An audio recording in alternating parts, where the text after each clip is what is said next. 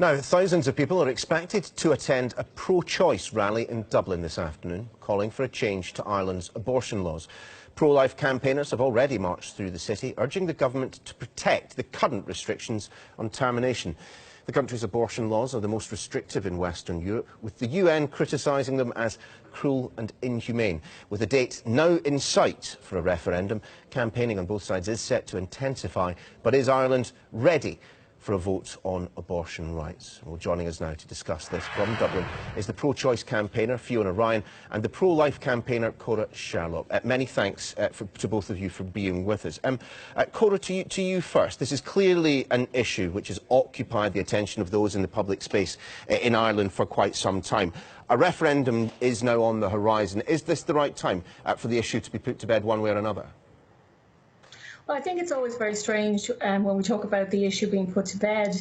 I know that it's a phrase that comes up, but really what we're talking about when we're talking about abortion is ending human life, ending the life of a baby in the womb. And there isn't support for what pro-choice campaigners who will be marching today are looking for, which is abortion on wide-ranging grounds. And that's why the pro-life campaign has volunteers, and a huge number of volunteers out in 20 locations around the country today, really putting aside that idea that the baby in the womb is not as human as the rest of us. This is a human being whose life begins at fertilization, whose heart starts beating at 3 weeks. The baby has eyes, a nose, a mouth at just 6 weeks in the womb. The organs are developing at 8 weeks. I think it's very disturbing that that life would be put on the line in the way that the pro-choice movement wants to see it. Fiona Ryan, to you. In terms of where the population of Ireland is at the moment, I mean, have attitudes shifted? Is this referendum being proposed by Leo Varadkar, is that simply a reaction to a change in public sentiment, or is he just wanting to appease some within his own party? Oh, I think it absolutely is a reaction to the enormous pressure that's been brought to bear on the political establishment in Ireland to win not just spare change, but real change on the issue of abortion rights. It's been 34 years since the 8th Amendment has been passed, and since then, and as of today, not a single woman or pregnant person of childbearing age has ever had the right to vote on this issue that controls absolutely every single one of our bodies. And today, tens of thousands of people will march for choice, not for minimal legislation to follow a potential referendum, not any solution that will still consign thousands of women to be exported abroad to England and Wales every year to access safe abortion services. And I think, like with the marriage equality referendum, where you saw this sea tide in change in public opinion in relation to issues of social and economic inequality, I think we're seeing now the fruits of decades of campaigning, but most importantly,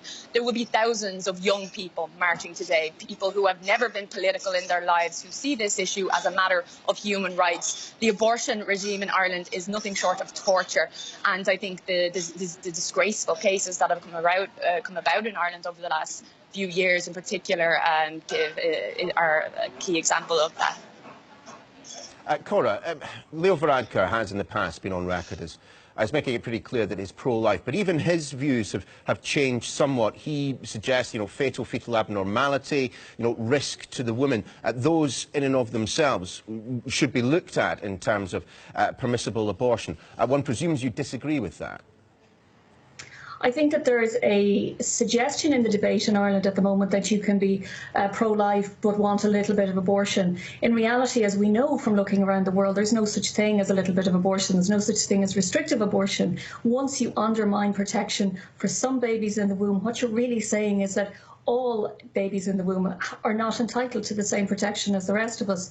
I mean, Fiona talked there about economic issues. The abortion issue is very much a class issue, because if the pro-choice campaigners have their way and remove the 8th Amendment, what we would see in Ireland is a system of two classes. All of us who are born would be entitled to the human rights protection that the Constitution guarantees us, but babies in the womb who are just as human as the rest of us would become second-class citizens. And I think that that's very troubling. She also mentioned torture, but obviously the pro-choice movement in Ireland refuses to acknowledge something that is happening around the world, where babies are born alive and left to die after so-called botched abortions. This happened to 66 babies in 1 year alone in the UK. It happens throughout the world, and it's not being addressed by international human rights groups like the UN Human Rights Committee, which chooses to castigate Ireland for our pro-life laws. I think it's interesting as well, and it's worth making the point that yes, the Eighth Amendment has been there for 34 years, but during that time it has saved tens of thousands of lives. So it has certainly saved at least as many as will march today, and most likely many more than that.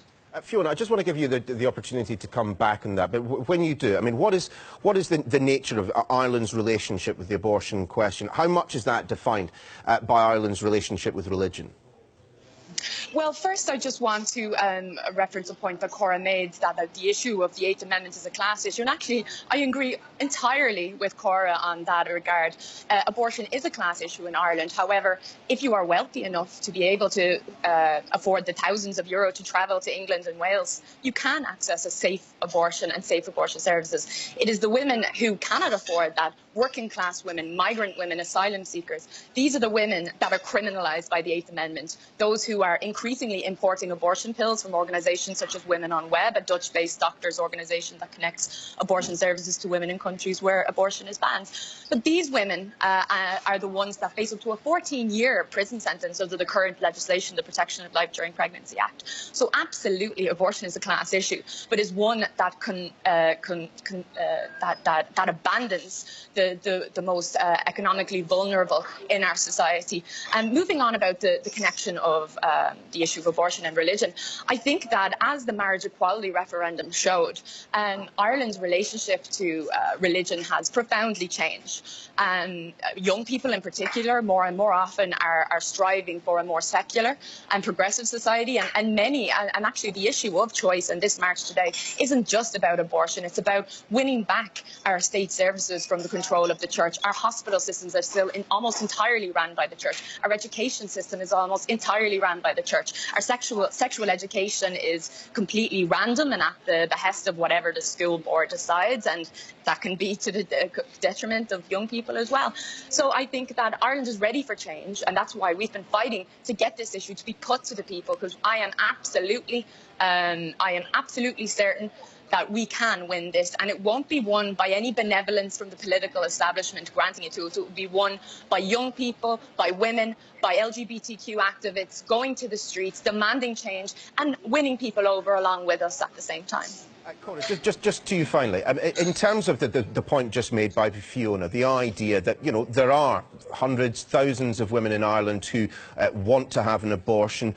There are some of that number who are able to afford an abortion. Those that can't either have to seek some back alley solution or simply move on with their lives. But how do you deal with that problem within the parameters of a legal framework?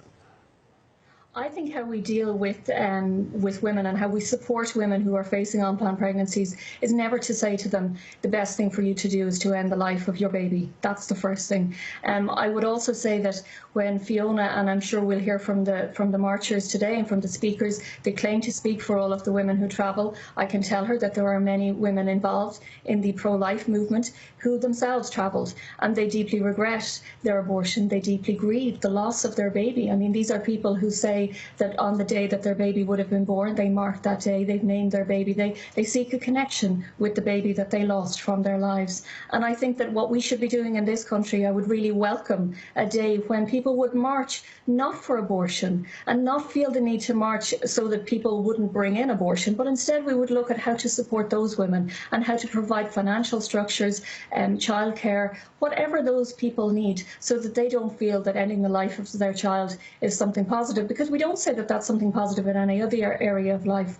I would also say as well that, you know, the whole area of criminalisation is really a red herring that's brought up by the pro-choice movement, because they know that no woman has ever been prosecuted for an abortion in this country, and no woman ever would be. And that is not something that the pro-life movement in this country supports in any way. I think sometimes it's brought up because they don't want to talk about other issues, the things that I've talked about, the fact that babies survive abortions and are left to die, the fact that Ireland's abortion rate is so much lower than other countries, thanks to the 8th Amendment.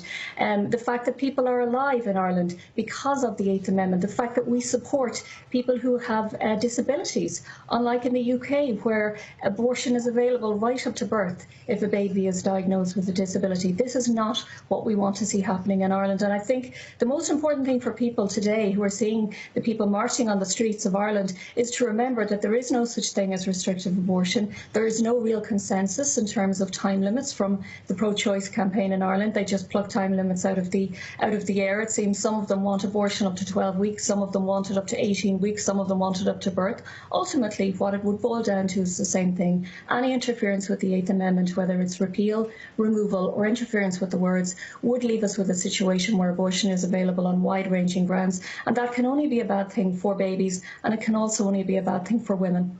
Cora, Sherlock, Fiona Ryan, many thanks to both of you for being with us. We appreciate it.